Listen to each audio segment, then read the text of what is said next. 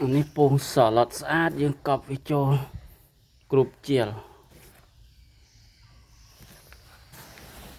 bây giờ mình cột với bình nhớ muốn bị trôi đấy với ngợm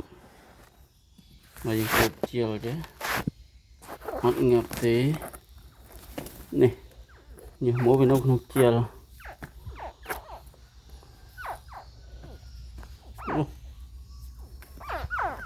cọp thấy sạch thì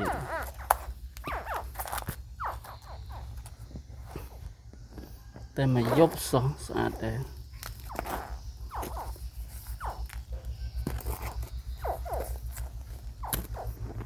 มาไง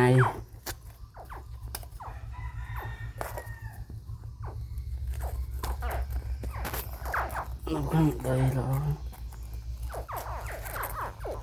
mày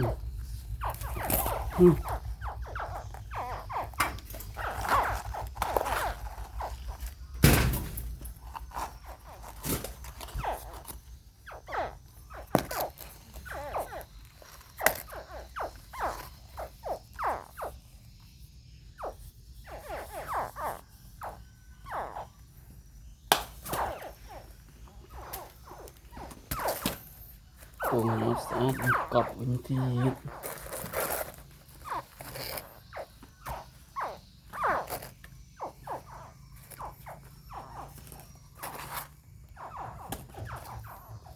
bơi bùn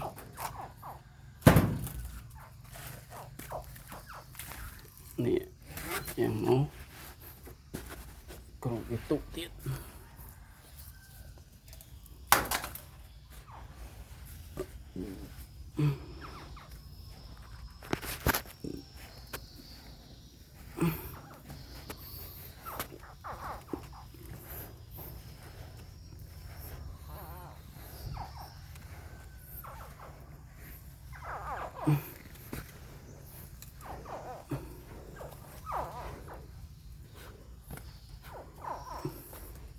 như mỗi cái sạt rồi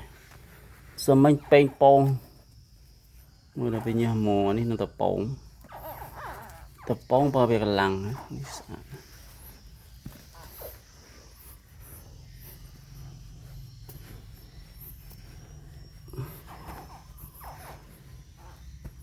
anh bây giờ tụ không đi mà ngay đến căn đặt sạn